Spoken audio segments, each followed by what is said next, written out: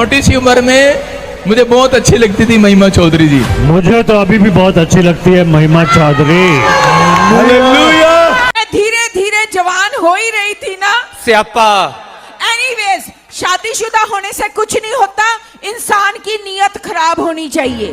तो इस पे एक परमेश्वर के दास सामने आकर बात की। शर्म आनी चाहिए ऐसे लोगों को जो इतनी गंदी बातें पुलपट पर जाकर लोगों से बुलवा रहे हैं। बजेंद्र सिंह को मैंने बपतिस्मा दिया, ट्रेनिंग दिया है, और मैं आपको बता दूं 5 साल तक तो वो मेरे एकदम साथ साथ रहा है। बहुत कुछ उसने सीखा और उसको सेवकाई में मैंने ही खड़ा किया। और अगर उसने फिल्मी स्टार्स को इसलिए बुलाया हो कि भाई चलो इस बहाने ये भी प्रभु यीशु मसीह को जान लेंगे, इनके जीवन में भी उद्धार आ जाएगा, तो मैं इस बात को अप्रिशिएट करता हूँ, बहुत अच्छा। लेकिन स्टेज से उनको बोलने के लिए अनुमति नहीं देना था, या बोलने से पहले उनको समझा देना था कि भाई ये पवित्र वेदी है, यहाँ से कोई भी अपवित्र बात हम नहीं बोल सकते।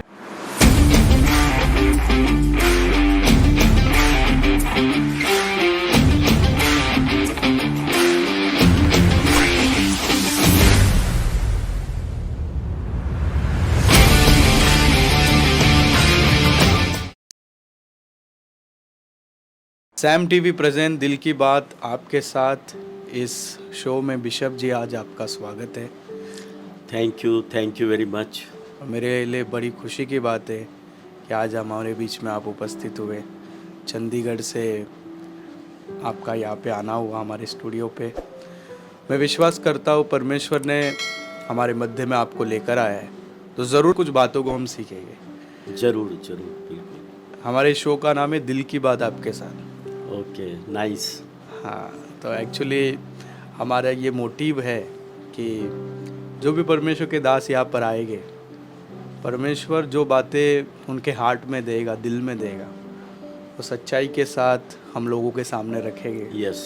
क्योंकि मनुष्य के दिल में जो बातें परमेश्वर देता है उसमें कोई बातें झूठ नहीं होती है, वो सत्य होता है। बिल्कुल। और सत्य ही है, सच्चाई है जो लोगों को आज चाहिए, क्योंकि सत्य में आज़ादी है। बिल्कुल। तो बिशप जी, सबसे पहली बात तो मैं आपको स्वागत करता हूँ हमारे शो में, और हम अपने टॉपिक की ओर आगे बढ़ेंगे। यस। आज जो विशेष करके मैं जिस विषय पे आपसे चर्चा करना चाहता हूँ, पिछले कई दिनों से पंजाब में एक बहुत ही कंट्रोवर्सी मुद्दा चल रहा है, और उस पर कई सारे यूट्यूबर्स ने बात किया, कई सारे मीडिया ने बात किया। Yes. मैं बात कर रहा हूँ बजेंद्र और अंकुर नरवा जी के बारे में। हाँ। बीते कुछ समय पहले प्रॉफिट बजेंद्र के चर्च में, उनके सभा में कुछ बॉलीवुड एक्टर्स आए थे, और वहाँ पे कई सारे संसार की चीज़ें हुई। फिल्मी कलाकार ने आकर कई सारे फिल्मों के डायलॉग्स बोले, और उसमें मैंने एक वीडियो देखा था, प्रॉफिट बजेंद्र ने ये कहा था कि मैं बचपन से महिमा चौधरी का बहुत बड़ा फ़ैन हूँ, और अभी नहीं हूँ मैंने, क्योंकि पाप का दुनिया छोड़ दिया।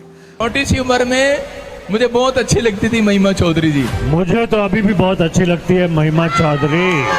हालेलुया। तो इस पे एक परमेश्वर के दास सामने आकर बात किए, अंकुर नरवा जी। शर्म आनी चाहिए ऐसे लोगों को जो इतनी गंदी बातें पुलपट पर जाकर लोगों से बुलवा रहे हैं। जब उन्होंने बात किया तो उनको टारगेट किया गया। आप इस विषय में क्या कहना चाहते हो?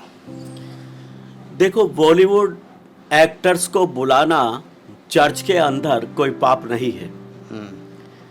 अच्छा है, इस बहाने वो भी प्रभु यीशु मसीह के बारे में जाने, और उनके पापों की क्षमा हो, वो भी उद्धार को प्राप्त करें। लेकिन बॉलीवुड एक्टर्स का कुछ बातें स्टेज से बोलना जो नहीं बोलना चाहिए, वो ठीक नहीं था। वो पवित्र वेदी है जहां से हम परमेश्वर के दास लोग परमेश्वर का संदेश लोगों को देते हैं, और वहां से कोई दुनियावी संदेश दे, दुनियावी बातें करे, और कुछ अभद्र शब्द भी उन्होंने इस्तेमाल किए हैं।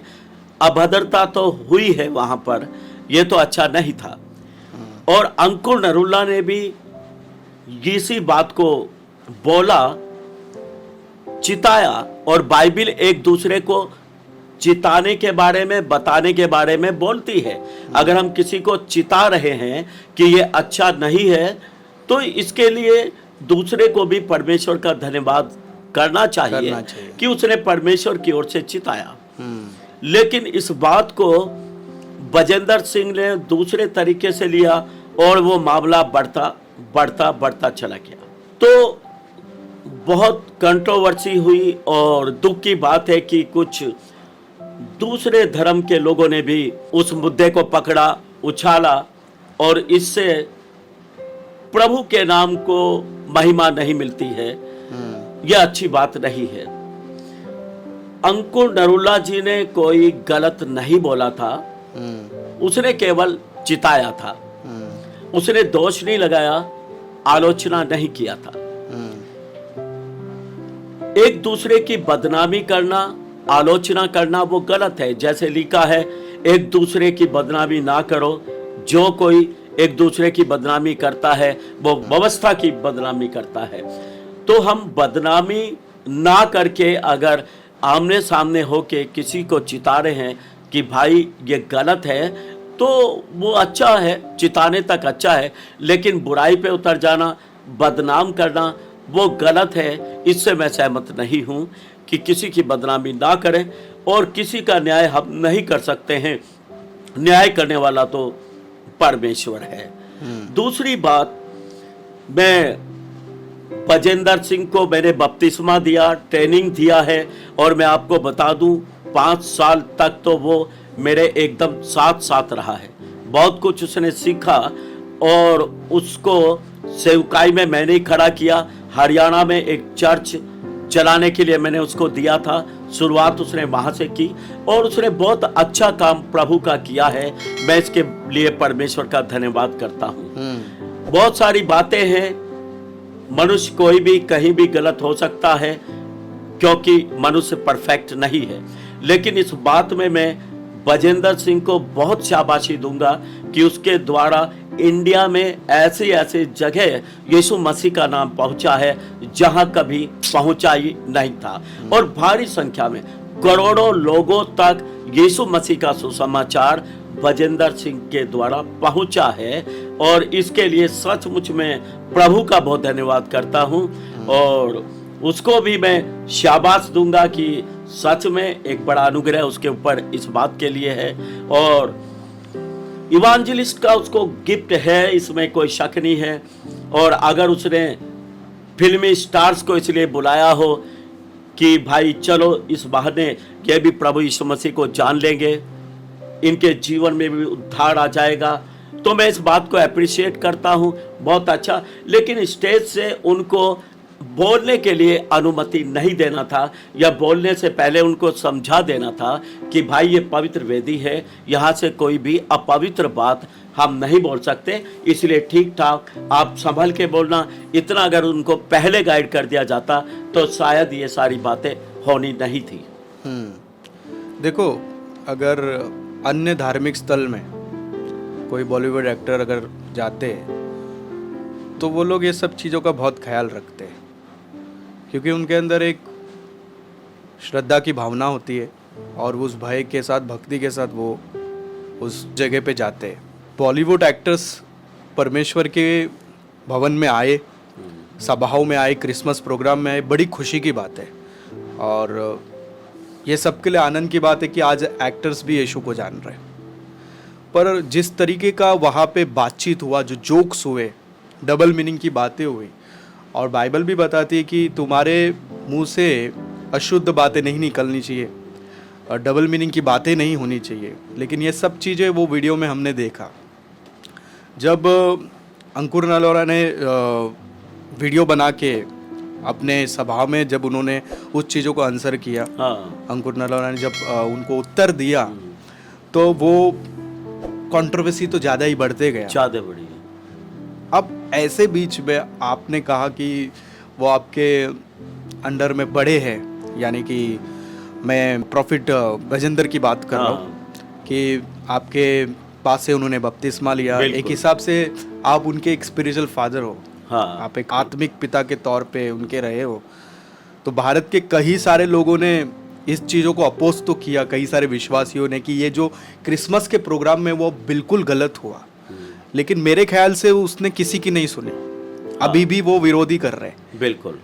एज अ स्पिरिचुअल फादर, आप उनको हमारे मन से क्या कहना चाहते हो? मैं यही कहना चाहूंगा कि जो परमेश्वर को अच्छा नहीं लगता, प्रभु की दृष्टि में खराब है, उन बातों को ना करें, और जो परमेश्वर की दृष्टि में है उन बातों को करें, और सारी बातों को ध्यान रखें कि जो वचन के खिलाफ बातें हैं उनको कभी ना होने दे अपने जीवन में। और गलती एक बार हो सकती है, किसी से भी कोई भी कर सकता है, ये कोई बड़ी बात नहीं, लेकिन अब वो इन बातों से पश्चाताप करके आगे जीवन में अपनी सेवकाई में बढ़े और परमेश्वर उसको आशीषित करेगा। तो आप ये टोटली कहना चाहते हो कि जो उस दिन हुआ गलत हुआ? हाँ, ये गलत था, बिल्कुल टोटल गलत है।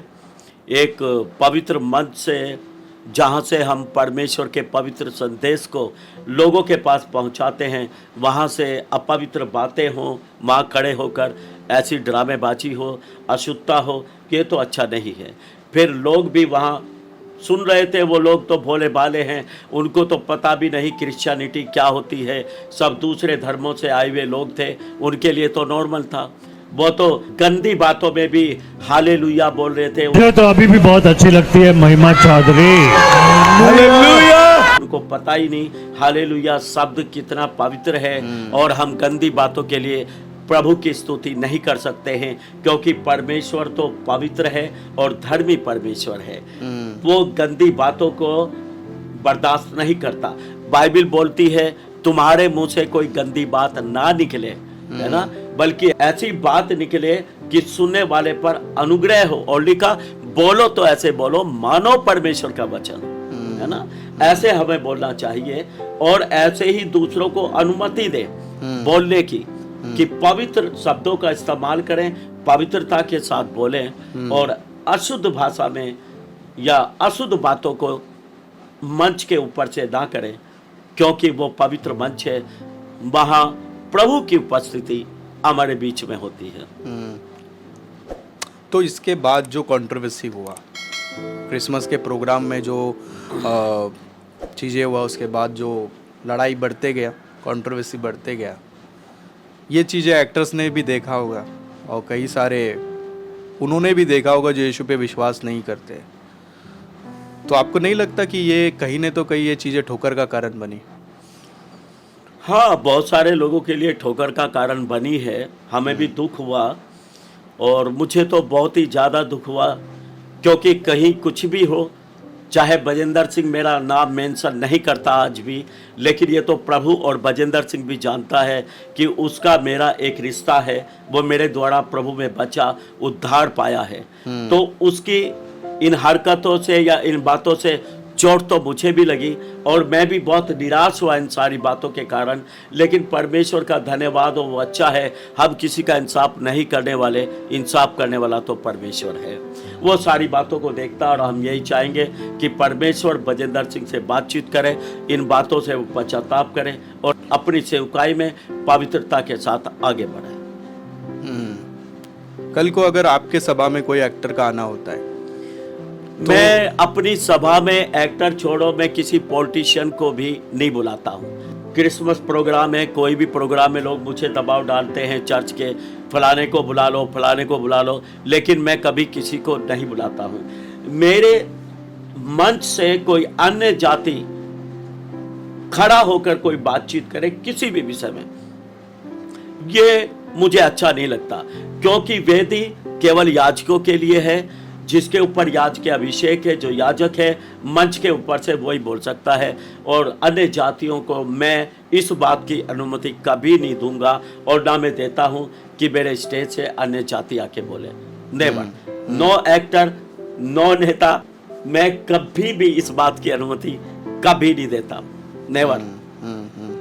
क्योंकि मैं जानता हूं वेदी के ऊपर से केवल याजक बोल सकता है, एक परमेश्वर का दास ही बोल सकता है, मसीह लोग, मसीह विश्वासी अभिषिक्त लोग बोल सकते हैं, अन्य जातियों के लिए हमारा मंच नहीं है। तो जहाँ तक ये जो घटना हुआ, ये जो बातें हुई, तो अभी का स्थिति क्या है वहाँ का? अभी तो एक दूसरे पे कुछ कुछ चल ही रहा है, लेकिन परमेश्वर का धन्यवाद हो। पिछली बार मैं सुन रहा था, पास्टर अंकुर नरोला ने एक बात बोली कि बस आगे मुझे बोलने की ज़रूरत नहीं, मैं नहीं बोलूँगा। ये उन्होंने अच्छी बात किया है, और जितना उन्होंने बोला वो भी उन्होंने अच्छा ही बोला। मैं उसके खिलाफ नहीं जा सकता, क्योंकि सचमुच में सारी बातें सही थी उनके द्वारा बोलने वाली, और मैं समर्थन भी करता हूँ इस बात का कि अगर आप किसी को चितारे बता रहे हैं, बाइबल इस बात को बोलती है और ये अच्छी बात है। लेकिन अब तो कुछ रुक सा गया है, और अच्छा है ये रुक जाए, और कोई भी कुछ आपस में एक दूसरे को ब्लेम ना लगाए, दोष ना लगाए, बल्कि सारी बातों को हम परमेश्वर के हाथों में सौंप कर आगे बढ़े। मान के चलो कि बजेंद्र ने जो चीज़ किया गलत किया, और इस बीच में एक व्यक्ति जब मंच के ऊपर गलत चीज़ों को कर रहा है, लेकिन पास्टर अंकुर नरोला ने जो स्टेटमेंट दिया ऑन मीडिया लाइव अपने प्रेयर मीटिंग में, क्या आपको ऐसा नहीं लगता उन्होंने गुप्त में टाड़ना देना चाहिए था? नहीं गुप्त, क्योंकि वो आमने सामने तो हो नहीं सकते। बजेंद्र किसी से मिलना नहीं चाहता, और दोनों ही अपने आप को बहुत बड़ी हस्ती भी समझते हैं, हस्ती है भी। तो जब वो मिलना ही नहीं चाहते आपस में, एक दूसरे के लिए समय ही नहीं है, तो वो तो ऐसे ही मीडिया ही फिर एकमात्र साधन होता है अपनी बात रखने का, पहुंचाने का। तो यही था उनके पास रास्ता, और उन्होंने अपनाया, तो इसमें कुछ गलत भी नहीं है। मैं इसलिए ये कह रहा हूँ क्योंकि देखो, अब बजेंद्र ने जो चीज़ किया, आपने कहा कि ये नहीं होना चाहिए था, और ऑल ओवर कई सारे समझदार विश्वासी आत्मिक लोग इस बातों को कह रहे भी है, ये जो हुआ ये नहीं होना चाहिए था। पर ऑन मीडिया में आकर पास्टर अंकुर नरोला ने जो बातों को कहा, इससे कंट्रोवर्सी ज़्यादा बढ़ गई। हाँ, और इसका जो इम्पैक्ट देखने मिला अविश्वासियों को, स्पेशली हाँ। वो लोग जो यीशु पे विश्वास नहीं करते, उनको समझ में आया ये मसीह लोग तो आपस में ही एक नहीं है, आपस में लड़ते हैं, आपस में लड़ रहे। और दुष्ट तो यही चाह रहा था। और हाँ। भारत देश का फिलहाल अगर आप पॉलिटिकली बैकग्राउंड देखोगे, एट प्रेजेंट पंजाब में कहीं न तो कहीं मसीहों के फेवर में फिलहाल सरकार है। हाँ। आप हमसे बेहतर जानते हो। हाँ। क्योंकि वहाँ पे सरकारी डिसीजन जो होते हैं, कई सारी बातें जो होती है, क्योंकि ऑलमोस्ट मसीहों का उसमें एक अच्छा प्रेयर होता है, योगदान होता है, वहाँ पे मसीह लोग एकजुट है। तो कहीं न तो कहीं ये टॉपिक निकलने के कारण क्या ऐसा देखने नहीं मिला कि पंजाब में भी मसीह लोग बटे हुए और आपस में ही लड़ रहे? मसीह लोग इकट्ठे ही कब रहे, वो शुरू से ही बटे हुए हैं। आज लगभग 1200-1500 डिनोमिनेशन हैं, इसीलिए हैं कि बटे हुए हैं, अलग अलग हैं। अगर मसीह लोग आज भारत में भी एक हो जाएं, तो इनका प्रभाव बहुत बड़ा है। सरकार के ऊपर भी, केंद्र के ऊपर भी प्रभाव डाल सकते हैं अगर सभी एक हो, और परमेश्वर का राज्य तेजी के साथ बढ़ेगा।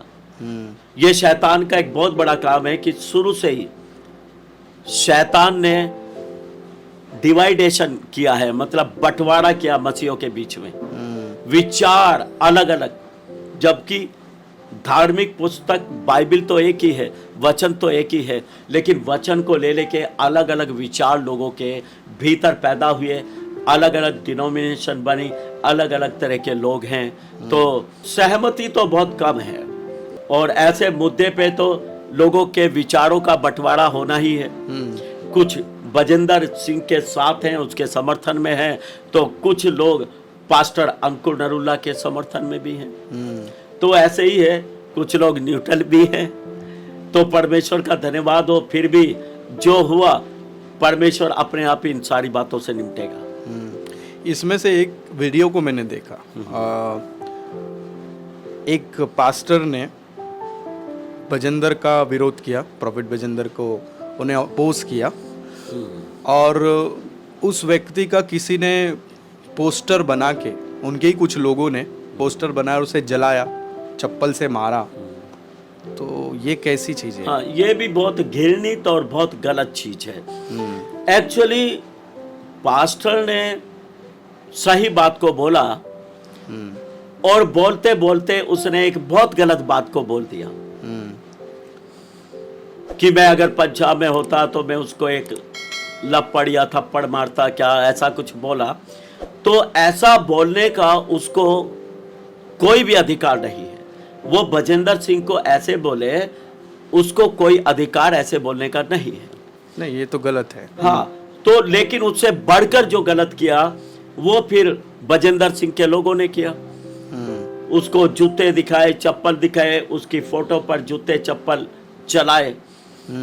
तो वो भी एक परमेश्वर का दास है, और जिन लोगों ने ऐसा किया उनको डरना चाहिए। परमेश्वर का क्रोध उनके ऊपर जरूर आएगा इस बात के लिए, अगर वो अपनी बात से पश्चाताप नहीं करते तो परमेश्वर बदला लेगा। बाइबल में लिखा, यहोवा अपने दास का पलटा लेता है। जो कुछ उन्होंने किया, जिन औरतों ने किया, परमेश्वर से वो डरे, पश्चाताप करें, नहीं तो परमेश्वर अपने दास का पलटा उनसे लेगा। और मैं ये बात बताना चाहता हूं, उन औरतों की इतनी हिम्मत नहीं ये सब कुछ कर दे। ये सब कुछ कराया गया, पीछे से कराया गया और उन्होंने कर दिया। और मेरे ख्याल से वो औरतें सही तरह प्रभु को जानती भी नहीं होंगी, वचन को भी ना जानती होंगी, इसलिए उन्होंने ऐसा किया। अगर वो वचन को जानती तो वो ऐसा बिल्कुल भी नहीं कर सकती। और एक परमेश्वर के दास के खिलाफ ऐसा करना, ये तो बहुत बड़ा पाप है।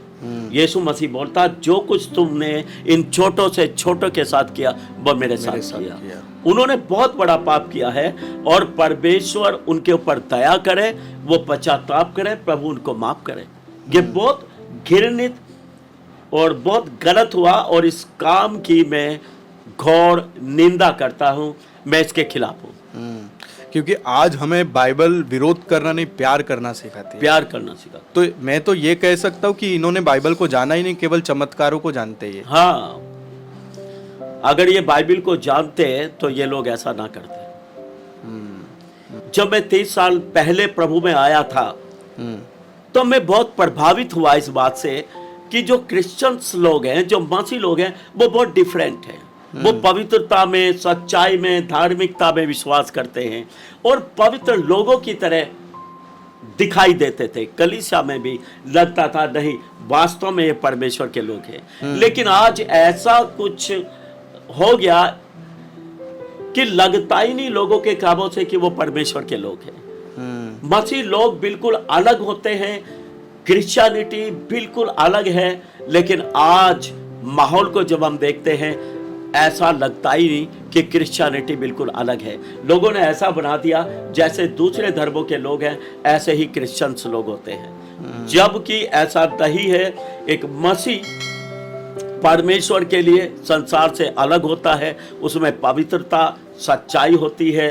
छल कपट, झूठ, मारपीट, लड़ाई झगड़ा, गाली गलौज, इन बातों से तो एक मसीही, एक क्रिश्चियन बहुत परे रहता है, और वो बहुत ही शांति के साथ अपने जीवन को बिताते हैं। क्या आपको ऐसा नहीं लगता कि जो बुनियाद है, जो फाउंडेशन है, जो कि वचन होना चाहिए आज के समय में, कोई भी चर्च, कोई भी मिनिस्ट्री का फाउंडेशन केवल चमत्कार, डिलीवरेंस, हीलिंग, यही अगर आप फाउंडेशन रखोगे और वचन का फाउंडेशन नहीं होगा, आपकी बुनियाद अगर वचन ही नहीं है, बिल्कुल, तो ये सब होना ही है। आप इस विषय में क्या कहना? बिल्कुल, जो कलीसिया का नींव है वो प्रभु यीशु है, जो परमेश्वर का वचन है। यानी कलीसिया का जो नींव है, जो फाउंडेशन है, वो परमेश्वर का वचन है। और जिस कलीसिया में परमेश्वर का वचन नींव होता है, फाउंडेशन होगा, वो कलीसिया वास्तव में मसीह को फॉलो करेगी, और उस कलीसिया को हम अलग ही देखकर बोलेंगे ये लोग परमेश्वर के लोग हैं। और जहां लोगों की गैदरिंग का जो नींव है, चमत्कार, चंगाई, भविष्यवाणियां और बहुत सारी बातें हो जाती है और यीशु को छोड़ दिया जाता है, वहां ऐसे ही काम होते हैं, लोगों के जीवन नहीं बदलते। चंगाई मिलने से किसी का जीवन नहीं बदलेगा, किसी के जीवन में चमत्कार होने से उसका जीवन नहीं बदलेगा। जीवन कब बदलेगा? जब वचन किसी के जीवन में पहुंचेगा, तब वो पश्चाताप करेगा, यीशु को जीवन में लेगा, और तब यीशु उनके जीवन से दिखाई देगा। क्योंकि अधिकतर बार ये चीज़ देखने मिला है कि एक व्यक्ति 5-5, 10-10 साल चर्च जाता है, सभाओं में जाता है, चमत्कार को ध्यान में रख के कि चमत्कार होने वाला है, प्रोफेसिया होने वाली है, लेकिन वो 5 साल 10 साल चर्च में जाने के बाद भी पान बीड़ी आज भी चालू रखा है। हाँ, क्योंकि वचन उसके जीवन में ही नहीं पहुंचा। उसने यीशु को जाना ही नहीं कि वो पवित्र परमेश्वर है, इसलिए वो ऐसे ही चलते रहते हैं। और ये जो भीड़ आपको हजारों लोगों की दिखाई देती है लोगों के चर्च में, ये सारे लोग वही हैं, पान बीड़ी सिगरेट वाले, दारू वाले, गाली गलौच वाले। वहां आपको मसीहत उनके बीच में नजर आएगी ही नहीं, नॉट चेंजिंग। जबकि यीशु तो जिसके जीवन में आता है उसके जीवन को बदल कर रख देता है। इसका बड़ा उदाहरण मैं हूँ। 26 साल की उम्र में जब यीशु को ग्रहण किया तो शराब पीता था, उससे पहले बीड़ी सिगरेट पान, कितना नशेड़ी था, एडिक्ट हो गया था, सुबह से शाम तक दारू पीने लगा था। लेकिन एक सभा में जब मैंने यीशु को ग्रहण किया, उसके बाद उसी शाम मेरा जीवन बदला और उसके बाद सब चीजों को छोड़ दिया और छोड़ने की कोशिश नहीं किया, बस उसी रात बदल गया जिस रात यीशु को जीवन में लिया। हमेशा के लिए तो शराब पीना, सिगरेट पीना, ये सब कुछ तो सब हमेशा के लिए खत्म हो गया। इसके लिए मैंने कोई प्रयास ही नहीं किया। परमेश्वर के पवित्र आत्मा ने मेरे जीवन को उसी शाम पूरा बदल के रख दिया था जिस शाम मैं यीशु में आया, यीशु को अपने जीवन में लिया। तो ये कहना इस समय के लिए सही होगा जो यीशु ने कहा, चौड़ा मार्ग है जिसमें से कई भीड़ की भीड़ जाना पसंद हाँ। करती, और जो सकरा मार्ग है जहाँ पे आपको जीवन का बहुत सारी चीजों को त्याग करना पड़ता है, हाँ। है ना, कई सारी बुराइयों को छोड़ना पड़ता है। आज ये मार्ग में कोई जाना नहीं चाहता है, जाना नहीं चाहता है। लोगों को क्या है, हमारे जीवन में चमत्कार हो जाए, हमें चंगाई मिल जाए, छुटकारे मिल जाए, भौतिक वस्तुओं को प्राप्त करने की कोशिश है। प्रोस्पेरिटी, उन्नति हो, बढ़ते चले जाएं, अमीर होते चले जाएं, ये सारी बातों में लोग चाहते हैं इन चीजों को यीशु से लेना। लेकिन उद्धार और पापों की क्षमा को प्राप्त करने की कोशिश किसी की भी नहीं, चाह किसी की भी नहीं है। पहले ही मैंने बोला बहुत कुछ बदल चुका है। पहले लोग कलीसिया में उद्धार पाकर जुड़ते थे, यीशु के लिए आते थे, और यीशु के लिए। आज बिना उद्धार पाए हुए लोगों की कलीसिया है, जिसको मैं कलीसिया नहीं बोलूंगा, दूसरों की नजर में वो कलीसिया है, but that is not the church. वो एक ऐसी भीड़ है जो बहुत सारे स्वार्थों के कारण यीशु के पीछे लगी है, पास्टर्स के पीछे। यीशु के पीछे तो नहीं बोलूंगा, पास्टर्स के पीछे होली कि वो उन्हें इन सारी बातों को उनके लिए कर देगा। अगर यीशु के पीछे भीड़ होती, जीवन बदलते, लोग पश्चाताप करते, और सचमुच में आज इंडिया के अंदर प्रभु की बड़ी महिमा होती। तो अभी आपने जो पास्टर्स का जिक्र किया कि लोग आज यीशु के लिए नहीं, पास्टर्स के लिए चर्च में जा रहे हैं, हाँ, तो इसका फायदा आज के तारीख में कई सारे पादरी, कई सारे पास्टर्स किस हाँ। तरीके से उठा रहे हैं?